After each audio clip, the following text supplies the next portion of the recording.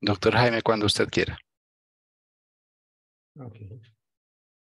Buenas noches a todos los participantes de nuestra actividad académica de la Sociedad Colombiana de Cardiología. Muchas gracias por asistir a este tema tan importante y tan extenso alrededor del mundo. La fiebre reumática y sus secuelas son uno de los mayores problemas de salud global en todo el mundo. Alrededor del mundo es la enfermedad, o es una de las enfermedades más frecuentes cardiovasculares en niños y menores de 25 años, que les dejan una importante morbilidad y mortalidad y que ataca especialmente en los países en vías de desarrollo, y en estos países es endémica la enfermedad valvular reumática. Por eso, en publicación de hace algunos años en el New England Journal de 2017, nos describían 32 millones de casos alrededor del mundo en un estudio que hicieron en 132 países.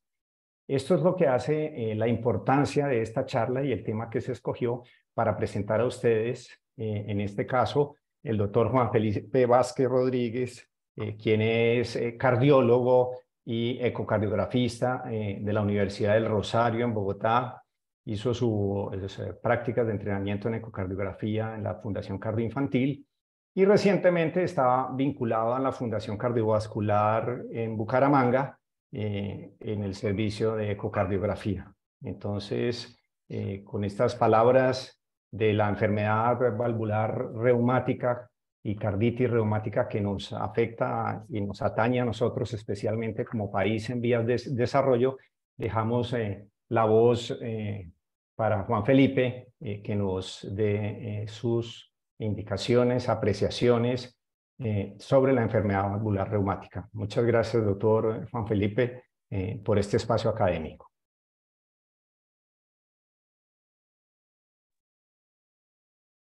Muy, muy buenas noches para todos. Muchas gracias, doctor, por la invitación e introducción. Sin más preámbulo, permítame compartir, por favor, mi pantalla para dar inicio con nuestra presentación.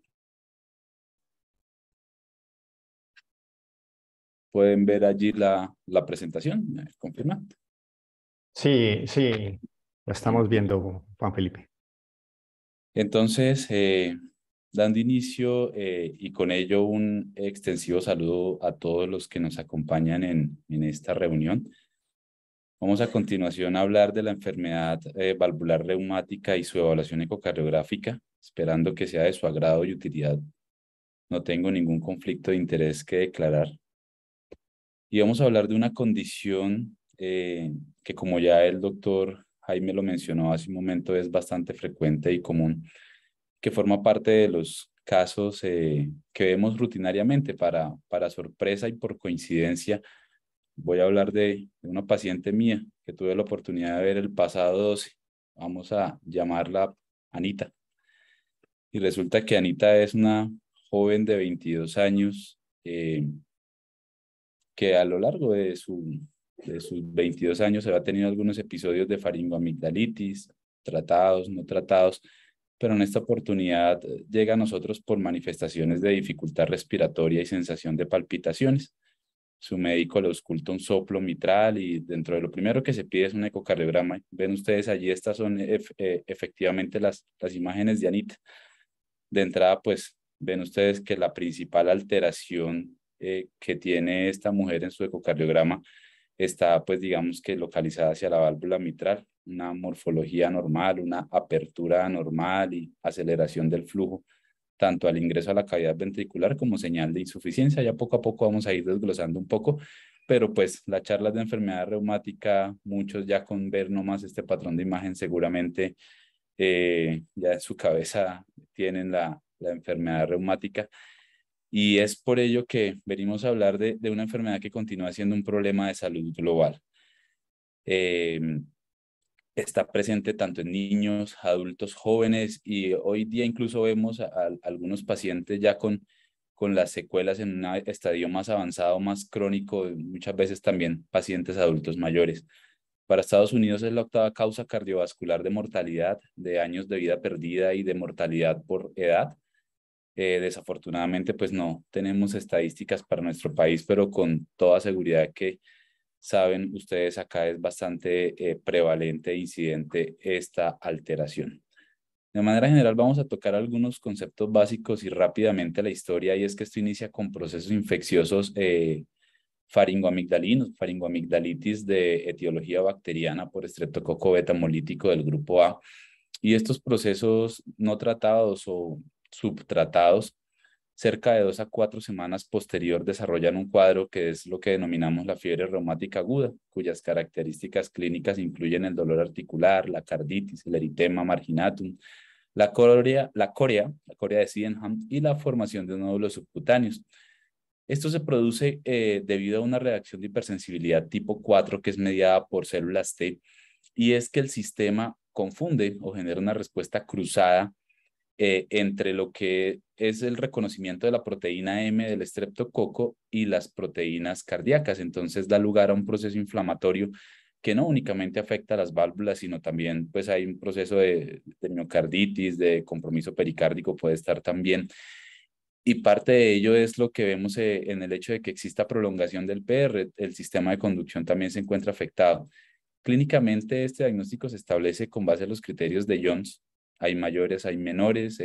Aquí los pueden ver ustedes graficados de una manera caricaturesca, pero básicamente pues el compromiso auricular, articular, cardíaco, el eritema y la corea son los mayores, y los menores está la artralgia, la prolongación del PR, la presencia de fiebre y elevación de los reactantes de fase aguda. A la derecha de la pantalla pueden ver ustedes una gráfica con la cual quiero mostrarles cómo las manifestaciones articulares y cardíacas son las primeras dentro de todo el complejo de síntomas y signos que se pueden presentar en un episodio de fiebre reumática aguda. Y es que está descrito que hasta el 70% de los pacientes van a presentar compromiso cardíaco en su primer episodio. Compromiso cardíaco como, pues, digamos, como carditis o como enfermedad valvular o, digamos, con cualquiera de ellas. Pero más importante aún, y ahí vamos soltando los tips, es que solo la mitad de esta población va a cursar con algún síntoma. Es decir, muchos van a tener alteraciones estructurales y funcionales, pero no manifestaciones sintomáticas de esta enfermedad. Entonces empezamos con el rastreo ecocardiográfico y ya les di la primera razón por la cual evaluarlo, porque cerca de la mitad en un paciente en un escenario agudo que cumpla los criterios, el cuadro clínico, los signos y los síntomas, pues puede tener un compromiso cardíaco que pasa inadvertido. El estatuto o el statement en el que se basa esta charla, que es la publicación de la Sociedad Americana de Ecocardiografía del 2023 de enero, que su nombre lleva tal cual evaluación ecocardiográfica de la enfermedad reumática, dice que el POCUS es razonable en las zonas de bajos recursos o con limitaciones. Realmente nosotros casi que somos en general un país de bajos recursos y con limitaciones, pero afortunadamente tenemos acceso a un equipo de ecocardiografía y algunas imágenes se pueden adquirir. Recordarles entonces que en el escenario agudo, o sea, cuando hablamos, digamos, de esa carditis como parte del proceso fiebre reumática aguda, vamos a hablar un poco de lo agudo, un poco de lo crónico. El compromiso es predominantemente valvular, especialmente del lado izquierdo. También podemos tener compromiso del lado derecho. Si es aislado es muy raro, usualmente cuando el derecho está afectado, pues el izquierdo ya también tiene algunos cambios. Y lo primero que vamos a ver en este proceso agudo, siguiente perla o siguiente tip, en el fenómeno agudo es una predominancia de la insuficiencia, especialmente mitral, que puede estar presente hasta en el 94% de los pacientes con carditis. El velo anterior es el que más se afecta y producto de esa inflamación, los velos se van a tornar engrosados. ¿Qué es engrosados? Recuerden que el diámetro normal de los velos mitrales está entre 3 a 3.5 milímetros y el de la aórtica usualmente es menor de 1 milímetro hasta 1.5 en los pacientes ya un poco mayores. Recordar también que para hacer este análisis debemos apagarle o eliminarle las armónicas al equipo, ya que las armónicas, herramienta que nos mejora mucho la calidad de imagen, puede falsamente incrementar la percepción del grosor.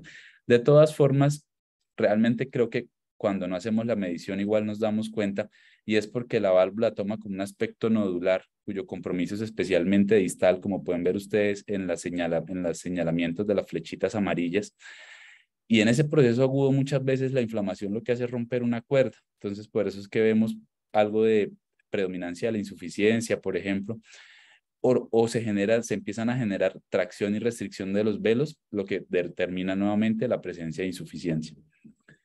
El estatuto del statement nos habla de algunas características que debemos describir, y es que debemos prestar o describirle al clínico que lee nuestro reporte el patrón de compromiso y la extensión del mismo, porque es muy típico que sea de distal a proximal, y obviamente entre más extenso, pues más severo. Si el aparato subvalvular está enfermo o no, el grado de la severidad, llámese insuficiencia o estenosis, y la repercusión que esta valvulopatía pueda tener en las cavidades, dilatación de cavidades derechas, compromiso por hipertensión pulmonar, etcétera. Entonces, para irnos entrando un poco, tratemos de desmenuzar esta situación de válvula en válvula y de compromiso en compromiso, insuficiencia y estenosis, de manera muy práctica y sin tratar de hacerlo aburrido para ustedes. Como ya lo hemos venido mencionando, se trata de un proceso inflamatorio y una fibrosis. En la medida que el tejido se inflama, se va fusionando las comisuras, de manera tal que la forma y la función de la válvula mitral se afectan. Entonces ven ustedes cómo el velo anterior, que es el más afectado, se inflama de distal a proximal y adopta una apertura que recuerda el palo de hockey. Al abrirse, ustedes ven la imagen, estas imágenes o estos videos son de Anita.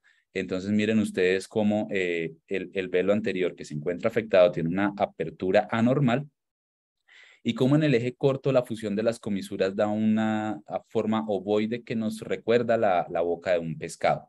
Adicionalmente, cuando el compromiso es por estenosis, la presión dentro de la aurícula pues empieza a incrementar y esta presión se transmite de manera retrógrada a las venas pulmonares y a la vasculatura pulmonar y por último a las cavidades derechas.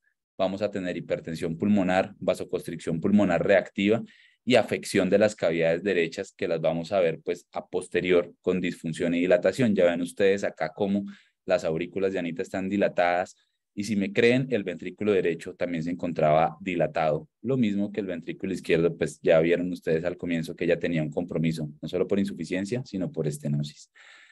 Esta imagen ya no es de Anita, es de otra paciente también, de la vida real, otra paciente mía, básicamente para recordarles cómo el compromiso se puede extender hasta el aparato subvalvular en la tercera foto señalada con la flecha amarilla, pero también para recordarles que los síntomas son dependientes del área y está descrito que a partir de áreas menores de 2.5 centímetros cuadrados, el paciente eventualmente se tornará sintomático y con áreas menores de 1.5 definitivamente lo va a hacer. De manera tal que por eso este es el corte a partir del cual, en cuanto al área, empezamos a hablar de la estenosis y de manera funcional, no solo debemos tener las alteraciones morfológicas de las que ya hemos venido hablando, sino la presencia de un gradiente medio transmitral al menos mayor o igual, pues de 4 milímetros de mercurio en adelante, gradiente medio transmitral. A partir de ahí empezamos con la definición de una posible estenosis, en este caso de etiología mitral, de origen, pues una estenosis mitral de etiología reumática por las características anatómicas ya descritas. Y esta tabla que ven acá tal vez es muy conocida por todos y son precisamente los parámetros con los cuales nosotros establecemos la severidad. Y es muy lógica. Tiene un componente anatómico que es el área valvular y componentes funcionales que son los tiempos de mi presión, el gradiente medio transvalvular y de repercusión en cavidades derechas que es el desarrollo de hipertensión pulmonar. Debemos tener en cuenta que la estimación del área valvular por planimetría es el estándar ideal para hablar pues del compromiso anatómico. Estas imágenes nuevamente son de Anita. Desafortunadamente, cuando no tenemos equipos que nos permitan hacer reconstrucción tridimensional o por lo menos evaluación en ejes ortogonales, lo que vamos a tratar de hacer es en el eje corto, para externar eje corto, tratar de ubicarnos y esto casi que adivinando en la punta de los velos, donde trataremos de hacer una planimetría. Eso es una aproximación un poco grosera, pero es válida si no tenemos otro recurso disponible. En este caso, pues contamos con la opción de realizar el estudio. Este ya es una imagen adquirida de un transesofágico, una reconstrucción en 3D. Y pueden ver ustedes cómo la apertura es a manera de embudo con un orificio distal ovoide que parece la boca de un pez. El área estimada por 3D para esta paciente fue de 0.6, que hace referencia a un compromiso por estenosis muy severo. Entonces, el mensaje perla aquí es que el método ideal y el gold estándar con el que se inicia la valoración es con la estimación del área, idealmente por planimetría. Los otros parámetros que son ayudantes y que son soporte a lo que decidimos, pues vieron ustedes en la tabla de clasificación, tiempo de mi presión y gradiente medio. Hablemos un poquito del tiempo de mi presión. Saben ustedes que se define como el tiempo que toma en reducir la presión pico entre las dos cavidades a su valor de la mitad o a la mitad. y este es un subrogado de la función o de la anatomía de la válvula. Pues cuando yo tengo dos cavidades cuyas presiones son diferentes, pues el flujo va de mayor a menor presión y dependiendo del tamaño del orificio a través del cual ese flujo pase, pues más rápido o menos rápido pasará y descenderá la presión en la medida que que el flujo va avanzando. Entonces eso es lo que muestra el tiempo de mi presión. Pero esto depende de la adecuada función y estructura de las dos cavidades entre las cuales está pasando el flujo. Así que en presencia de ventrículos hipertróficos, rígidos, que estén infiltrados, que tengan algún tipo de cardiopatía restrictiva, que tengan concomitantemente otra enfermedad o insuficiencias como la valvular aórtica concomitante, pues este tiempo de mi presión pierde utilidad, así como en la presencia de insuficiencia mitral concomitante también. Entonces es muy importante tener en cuenta, saber primero qué es, para qué sirve y cuándo debo usarlo y cuándo no debo usarlo. Hacia el año 1979, una doctora llamada Liv Hattel hizo unos trabajos comparando los tiempos de mi presión con las áreas mitrales por ecuación de Gorlin-hemodinamia, y de allí es donde viene el concepto del 220 sobre el tiempo de mi presión como la fórmula para estimar el área valvular mitral. Este valor de 220 es empírico, pues tiene una derivación matemática realmente y a lo largo del tiempo pues demostró que más o menos tenía una función. De estos trabajos de la doctora Hattel rescata que un tiempo de mi presión más o menos en personas normales está entre 60 y 80 milisegundos. Entonces ya sabemos cómo es, para qué sirve y cuándo usarlo. Pasemos un poquito al gradiente medio. Hay unos trabajos que establecen que el gradiente medio tiene un comportamiento predecible en estenosis reumática puntualmente. Esto no lo podemos extrapolar a enfermedad calcificada ni a otras cosas. Un comportamiento predecible en enfermedad mitral reumática con respecto al área valvular, con valores entre 5 y 10 que se asocian a áreas valvulares menores de 1.5 centímetros cuadrados y con valores mayores de 10 milímetros que se asocian a áreas valvulares menores de 1 centímetro. Sin embargo, este concepto aplica para pacientes con frecuencias cardíacas entre 60 y 70 latidos por minuto. Siguiente perla, recordemos que pacientes con estados hiperdinámicos, taquicárdicos, obesos, embarazadas, anémicos, hipertiroideos, van a tener incremento de las velocidades y los gradientes y por tanto se va a falsear la interpretación que nosotros podamos dar a estos hallazgos en estas condiciones. Entonces, ¿cuál es la otra importancia? Cuando ustedes reporten o lean un gradiente medio, ojalá la persona que les haga eso les anote a tantos latidos por minuto en ritmo sinusal o en fibrilación auricular, pero a tantos latidos ventriculares por minuto. Por último, otra forma de establecer o estimar el área valvular mitral, pues puede ser el uso de la ecuación de continuidad. Cuando no tenemos un buen 3D, cuando no tenemos una buena ventana o cuando no nos quedó bonito el estudio y tenemos igual que dar un valor, el uso de la ecuación de continuidad es válido siempre y cuando no tengamos insuficiencia mitral o aórtica más que moderadas concomitantes. Y en el caso de que sea solo una insuficiencia aórtica, una opción es que usemos los datos del tracto de salida, o sea, reemplazamos el diámetro del tracto izquierdo por el derecho y el BTI del pulsado del izquierdo por el derecho. O sea, lo que hacemos es compararlo con el flujo transpulmonar. Esa es una forma de hacer este tipo de estimaciones. Por último, podemos usar el método de PISA, más sin embargo, realmente casi no lo hacemos, es un poco más cuestionable y puede que nos lleve a algo de error. Este trabajo, y se los dejo acá, ojalá le tomen una fotico o le capturen el nombre del artículo porque no me puedo detener mucho en esto por cuestión del tiempo. Es un trabajo muy interesante que se deriva de cerca de 5.000 pacientes y habla de una fórmula para un gradiente transmitral proyectado que es útil tanto en pacientes reumáticos como con enfermedad calcificada y que nos permite proyectar cuál sería el gradiente transmitral de un paciente cuando lo encontramos hiperdinámico o taquicárdico. Es un poco la solución al estudio, pues no todos los pacientes nos van a llegar al laboratorio de ecocardiografía entre 60 y 70 latidos por minuto.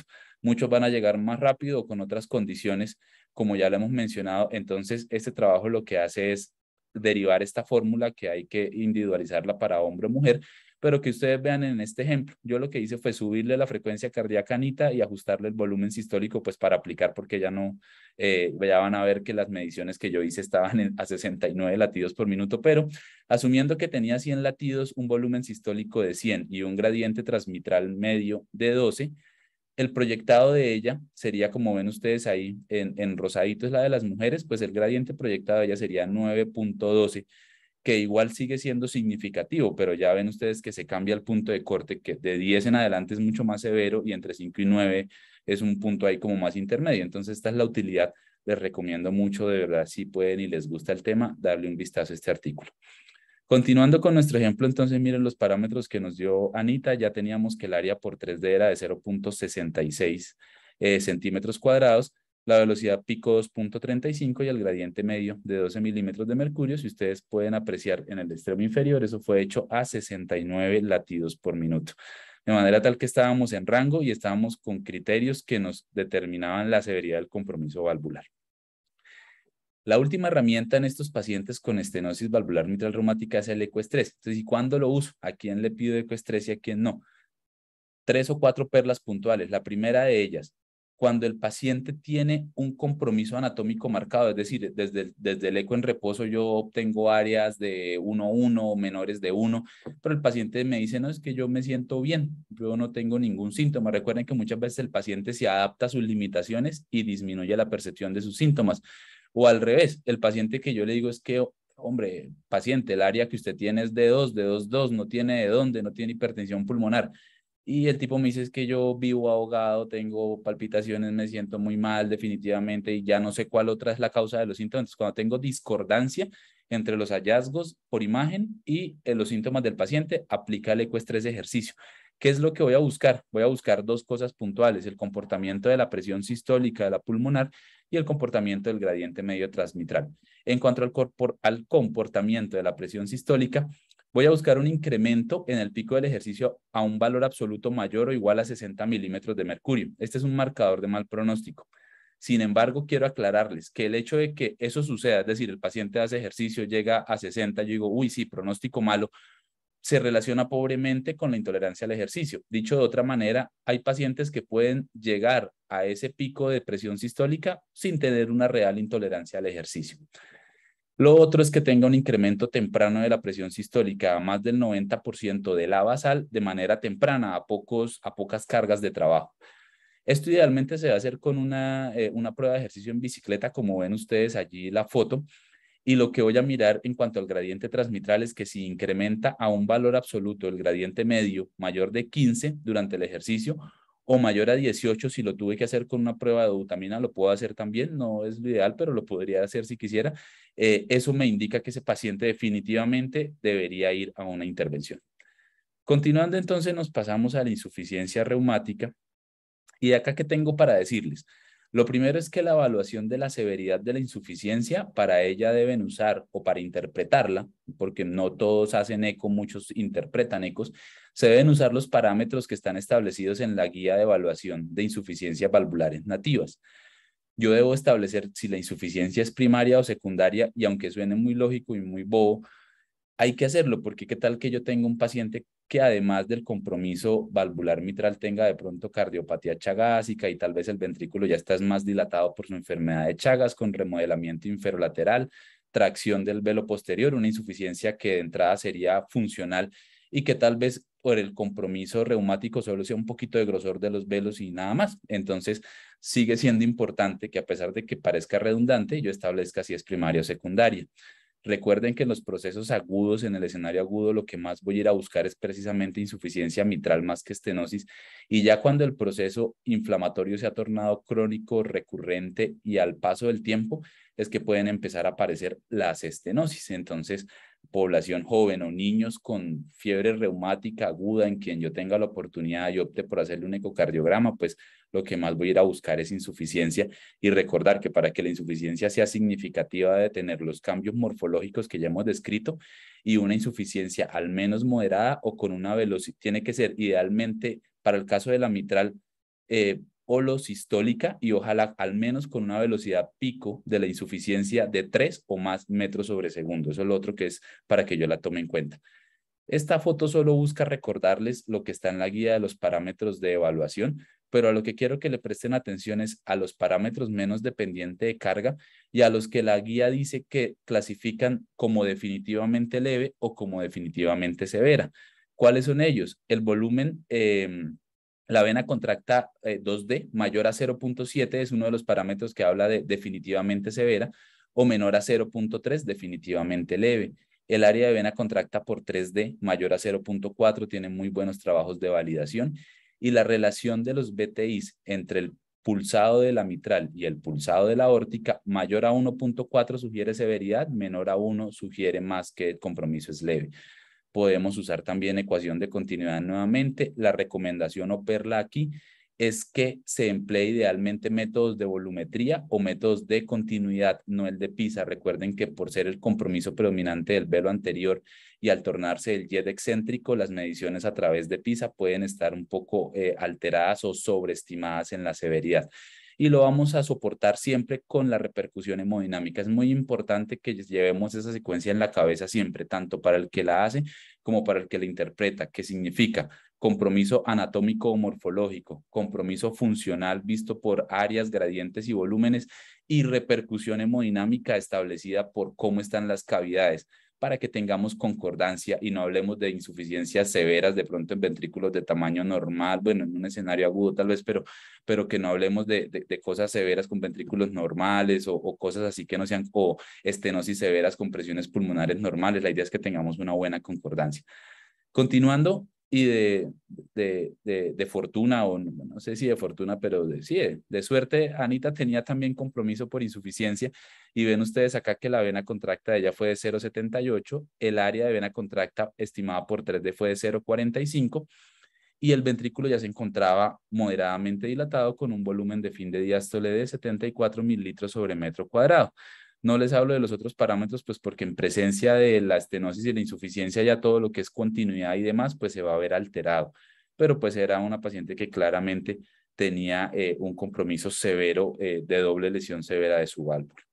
Avanzando entonces nos saltamos al compromiso aórtico, esto ya son más pequeñas, la mitral era la reina pues, y al final voy a tratar de darles algunos tips con respecto a las intervenciones de la mitral puntualmente. En cuanto a la aórtica, recordarles que en el caso de la aórtica lo que más usualmente coexiste, primero coexiste con compromiso mitral por lo general, y esa coexistencia está especialmente dirigida hacia la estenosis en un 47% de los pacientes. Nuevamente sucede un proceso inflamatorio, engrosamiento y fusión de las comisuras. Digamos que el concepto aplica para todas las válvulas, de distal a proximal, engrosamiento y fusión. Siempre que haya algo de engrosamiento y restricción, pues vamos a tener también defecto en el cierre y la coaptación, así que por lo general va acompañado de insuficiencia, e incluso suele predominar la severidad de la insuficiencia porque la válvula abre, fofito abre lento y deja pasar, pero definitivamente le cuesta mucho cerrar. Entonces eso va a dar lugar a insuficiencias un poco más importantes o predominantes sobre la estenosis. Recuerden que en este tipo de evaluación de doble lesión también debemos ser muy cuidadosos porque nos van a alterar mucho los gradientes. Al tener insuficiencias importantes en presencia de estenosis, ahí vamos a empezar a patinar porque de entrada vamos a tener gradientes altos y velocidades altas. Los parámetros de evaluación pues son los mismos que se usan en general en las válvulas aórticas, y también tenemos que soportarlo. ¿Soportarlo por qué? Por la presencia de si el ventrículo está dilatado o no. Los pacientes que tienen concomitante estenosis con insuficiencia, los ventrículos no se dilatan tanto como si lo hacen los insuficientes absolutos. Evaluar si tenemos flujo diastólico reverso en la aorta abdominal, la velocidad del flujo telediastólico reverso en la aorta torácica, que recuerden que debe ser mayor a 20 centímetros sobre segundo para ser significativa, y todos los parámetros que ya ustedes han visto o han trabajado. En cuanto a la estenosis, los parámetros de estenosis pues aplican igual, digamos, 440-1 de área. Y acá lo que les quiero recordar o mostrar es cómo nuevamente los velos ya tienen una apertura en domo, recuerdan un poco la apertura de la válvula bicúspide, y es que realmente empieza a haber como algo de fusión de las cúspides, y por qué no parecerse un poco a lo que sería morfológicamente una aorta bicúspide. Entonces ven ustedes cómo es que se ven ese tipo de pacientes. En cuanto al compromiso reumático, entonces vamos a hablar un poco de la estenosis. Esto es bien inusual de manera aislado cuando está presente, pues ya la mitral está malita, la aórtica posiblemente está malita y aparece la mitral. Cosas puntuales que les quiero contar acá. Cambios morfológicos son iguales. ¿Cuáles son los parámetros? Entonces, gradiente medio mayor de 5, el BTI de la tricúspide en el continuo mayor a 60, y el tiempo de mi presión mayor a 190 con áreas estimadas menores de 1. ¿Qué es lo importante? Que acá tenemos que promediar al menos 5 latidos. Recuerden que el flujo transtricuspidio es altamente variable con la respiración, de manera tal que aquí, independiente del ritmo en el que esté en el paciente, aquí sí nos toca promediar, que cada cosa sea promediada en 3 a 5 latidos. Ese es el tipo. Y pueden ver ustedes acá, una imagen habla más que 1000 palabras, entonces ven ustedes cómo nuevamente este compromiso tricuspidio también suele ser coexistente insuficiencia estenosis, o sea, cuando la válvula está con algún grado de estenosis también tiene algún grado de insuficiencia, y eso es lo que pueden ver ustedes acá precisamente, una válvula engrosada de aspecto ovoide, área disminuida y con estenosis e insuficiencia importantes. En cuanto a la insuficiencia, acá cosas puntuales que le quiero decir. La insuficiencia es el tercer lugar del compromiso valvular reumático después de la insuficiencia mitral y la estenosis mitral. En su orden vendría insuficiencia, estenosis mitral e insuficiencia tricuspidia. Y es que acá el problema es que yo tengo que hablar de si el compromiso es primario o secundario. ¿Por qué? En el 70% de los pacientes va a haber algún grado de insuficiencia. Y es que si la estenosis es tan severa que tengo hipertensión pulmonar o la insuficiencia es tan severa, la insuficiencia mitral, que tengo hipertensión pulmonar y tengo afectación sobre las cavidades derechas, el ventrículo se va a dilatar y de manera primaria o funcional voy a tener algún grado de insuficiencia. Menos frecuente, eso pasa en más de la mitad de los casos. En el 44% de los casos lo que pasa es que hay un daño primario de la válvula por inflamación reumática, en donde pues también voy a tener un grado usualmente coexistente de insuficiencia y estenosis. Entonces, los trucos acá es saber que la enfermedad mitral reumática siempre o en un 70% me va a llevar a un compromiso funcional tricuspidio o morfológico tricuspidio, predominando el funcional sobre el morfológico, y que pues que debo saberlo porque cuando un paciente tiene daño de ambas válvulas, pues también tengo que establecer si lo va a llevar a cirugía cuando se arregle la válvula mitral, si es que es para cirugía, ¿no? Entonces debo establecer también que lo va a hacer ambas válvulas. La tabla lo que muestra son los parámetros de severidad, no me voy a detener mucho en ello. Y nuevamente un ejemplo, mejor que 1000 frases y palabras, vean ustedes, este es el transesofágico de mi Anita, y ven ustedes ahí cómo el ventrículo de ella se encontraba dilatado, los velos de su válvula tricúspide realmente son delgados, no están engrosados, morfológicamente no tienen compromiso por insuficiencia, por inflamación reumática, pero sí pueden apreciar ustedes la severidad de la insuficiencia, que en las proyecciones transgástricas, que son las de abajo, es de localización central y que es bastante importante, y pues que cuando se decidió la intervención para Anita va para cambio, intervención valvular mitral más plastia tricuspidia. En cuanto a la válvula pulmonar, ya acabando lo de las válvulas, pues esta sí que es rara. Cuando aparece suele ser por estenosis, y cuando aparece es porque ya las otras 3 válvulas están dañadas, entonces hablamos de un compromiso cuadrivalvular. Parámetros, área menor de 1, algo muy parecido realmente a los parámetros de la aórtica. Básicamente son los mismos, salvo que el gradiente medio es un poquito más abajo, pero puntualmente es algo bastante similar y es bien infrecuente. Ya para ir finalizando, yo les dije que iba a hablarles un poquito de otros aspectos y de la importancia en el tratamiento, la selección de tratamiento. Entonces vamos a usar acá 10 minuticos para que nos queden tiempo para preguntas, 5 nada más. Y es la importancia del strain, especialmente el auricular. Recordarles que este es otro marcador que me puede apoyar la disfunción o la repercusión sobre la cavidad auricular. Digamos que en presencia de estenosis, o sea, me refuerza y me dice, oiga, sí es grave, sí está difícil, sí está complicado lo que está pasando en la válvula mitral o no. Para el caso ventricular, pues no cambia mucho, y este ejemplo lo que ven es cómo los valores mejoran después de una valvuloplastia mitral que se le hizo a un paciente. El famoso score ecocardiográfico de Wilkins, que es el que usamos para definir cuándo una estenosis mitral puede ser buena candidata o no para valvulotomía o valvuloplastia con balón, con puntos de corte menor de 8, sirve el paciente, entre 8 y 12 lo debe individualizar, y mayor a 12 seguramente va a tener un mal resultado.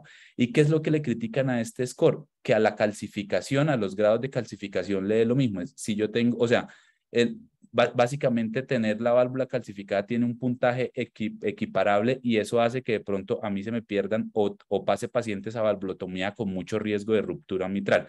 Y es que la severa calcificación del anillo es casi que una contraindicación solita para una plastia con balón. Entonces en el 2015 publican este score un poquito más complejo, pero que también se los recomiendo leer, que es el score de Nunes. Y este score puntualmente va dirigido a individualizar esos pacientes que tienen Wilkins entre 8 y 12, entre 9 y 12, y que buscan saber nuevamente a cuáles sí les hago valvuloplastia o a cuáles no.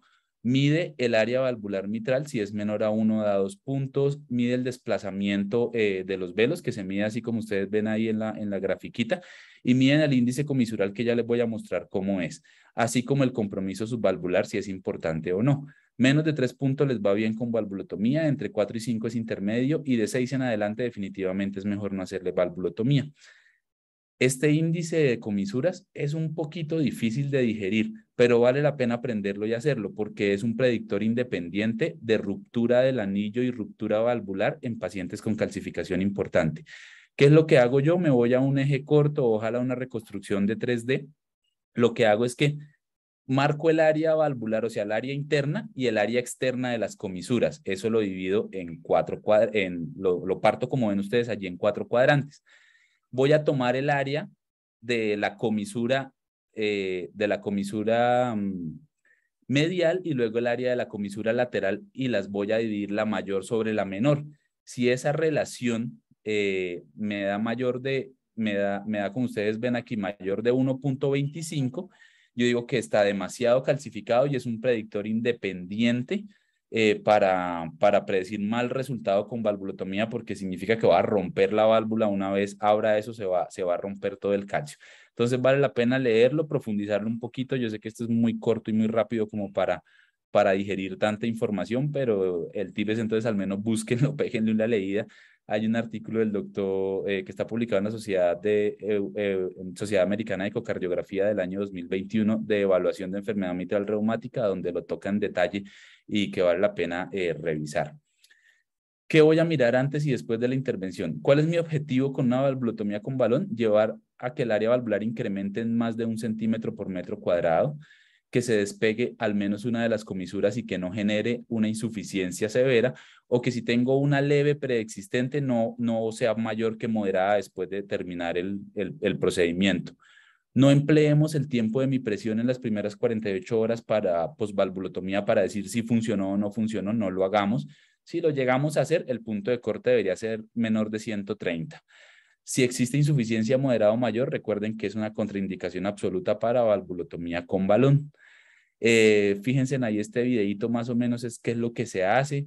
Lo otro que quiero recordarles es que está contraindicada en calcificación severa. Ven ustedes ahí que por guía transesofágica es una punción que es superior y anterior. Y en el 3D pueden ver cómo el baloncito se abre y pues rompe o abre las comisuras de la válvula.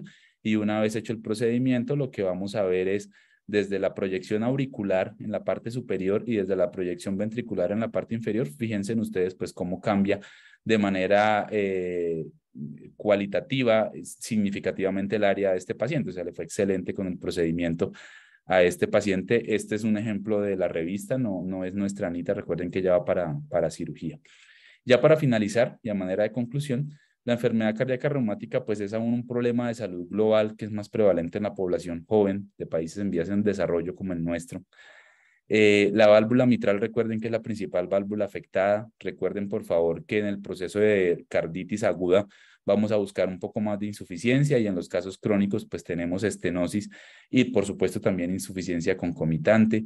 La ecocardiografía es la principal herramienta de evaluación y entonces nosotros debemos como ecocardiografistas responderles al clínico y a nosotros mismos la morfología para establecer la etiología del compromiso, la función mediante una cuantificación semi-cuantitativa, cuantitativa, bien hecha, concienzuda, con buenos soportes, y los efectos hemodinámicos que esta enfermedad valvular tenga en cuanto a la repercusión en cavidades y las presiones en el sistema, en el circuito. Pues los datos reportados, pues ojalá sean concordantes y cuidémonos mucho de que siempre sea así para que no generemos confusión ni en nosotros mismos ni en quien recibe el reporte, pues eso deriva en la necesidad de sobreestudios innecesarios. Entonces, la invitación también para que seamos concordantes siempre en lo que estamos midiendo y reportando es algo pues favorable.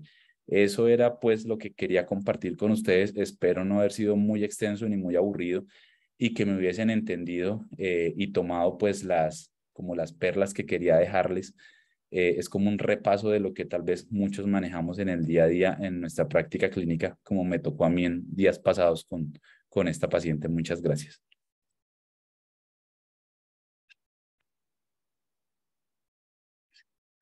Bueno, Juan Felipe, te damos las gracias por este repaso que nos diste, esta revisión del artículo que se ha publicado recientemente y las además aportes complementarios que nos ayudaste a recordar o a aprender, porque algunos, por ejemplo, personalmente el score de Núñez no lo he hecho nunca, no lo conocía. Muy buen tip que me da, a pesar de que llevamos muchos años de mirar pacientes con enfermedades valvulares reumáticas. Entonces, muchas gracias por estos aportes que nos diste y cosas tan novedosas como la estrena auricular en la enfermedad valvular reumática. Y todos estos aportes de la integración multiparamétrica que nos dan los equipos hoy y nos ayudan a mejorar la evaluación de los equipos. Tenemos abierto ya el chat para las preguntas. Si en el auditorio alguno de los 137 participantes actuales quiere preguntarle alguna cosa al doctor Juan Felipe que quiera aclarar o que se le amplíe, está abierto el chat. No sé si para empezar, mientras se anima nuestro auditorio, Juan Felipe, muchos de los que practicamos ecocardiografía en equipos no tan modernos como existen en los centros de referencia, ¿qué recomendaciones nos podría dar para el abordaje en el paraesternal, que es el definitivo para la medición para los que no tienen equipos de ecocardiografía tridimensional? Entonces, para estas personas, ¿qué recomendaciones técnicas nos das para la evaluación de la planimetría del área mitral en el paraesternal? Bueno, digamos que sí, cuando no tenemos esta disponibilidad de la ecocardiografía tridimensional, entonces recordar que a donde nos vamos a ir a mirar es a las proyecciones paraesternales del eje corto. Debemos tratar de buscar estar siempre como en la punta de los velos, ojalá, y para eso pues lo que vamos a mirar es tratar de obtener la forma más simétrica. Recordar que esta es una formación ovoide en donde podamos ver muy bien la fusión de las comisuras, y en la medida que vayamos haciendo algo de tilt o de balanceo del transductor, pues ir mirando entre abajo y arriba en cuál sería el punto como ideal donde está un poco más, digamos que más angosto o más pequeño. También mencionarles que tomen muy bien desde los paraesternales largos los tractos de salida y los diámetros, a fin de que se puedan apoyar por ecuación de continuidad siempre que no tengan otra valvulopatía concomitante. Entonces, siempre ir pensando que si no tengo cómo medirlo directamente, la segunda fase es tratar de estimarlo de manera de continuidad, y de esa manera pues tratar de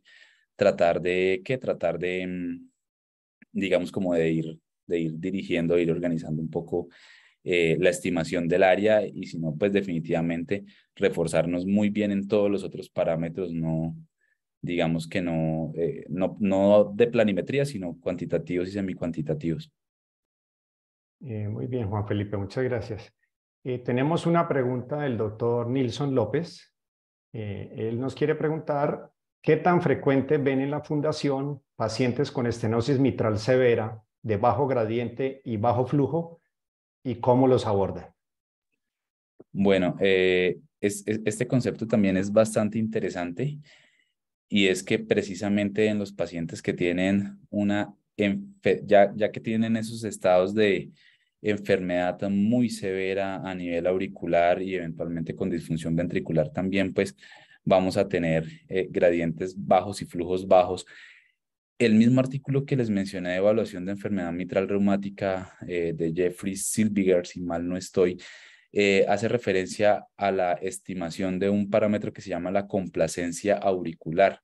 Esta complacencia auricular que se puede determinar, ahorita pues se me escapa la fórmula, yo cuando la necesito la busco, y cómo lo abordo yo, lo que hago es precisamente ir a buscar esta fórmula y hacer el cálculo cuyo corte es de 4, y eso me permite también establecer, digamos, como qué tan severa puede ser ese compromiso y qué tanto daño auricular puede haber. Esa es una de las cosas. Y estos pacientes también pueden ser pacientes aptos para llevar a ejercicio, a ecocardiografía, estrés, ejercicio y evaluar cómo se comportan las variables con el esfuerzo. Es algo más o menos parecido a cómo hace uno el abordaje de la válvula aórtica, pues que es otro cuento, pero más o menos es lo que se hace. En cuanto a qué tan frecuente, no sabría decirle puntualmente, digamos, no tengo como ese índice de números, sería interesante mirarlo, pero el valor que le diera serían mentiras de qué tan frecuente lo vemos, pero sí existen, sí hay ese tipo de pacientes. Gracias, Juan Felipe. Tenemos otra pregunta en el auditorio. Rosella Paz nos pregunta, ¿qué parámetros se pueden utilizar para diferenciar los trombos o diferenciarla de la deformación de las válvulas por endocarditis? Pregunta Rosella Paz. Bueno, digamos que aquí lo que uno entraría como a mirar, hay formas, digamos, de asociarse a eso, y es que diferenciar formación trombótica. Entonces, estos pacientes con enfermedad mitral reumática que puntualmente desarrollan disfunción auricular, flujos lentos al interior de la cavidad auricular, el smoke que se ve, usualmente pues tienden a hacer formación trombótica dentro de las auriculillas. Entonces, primero tiene que ir a ver un poco con la localización.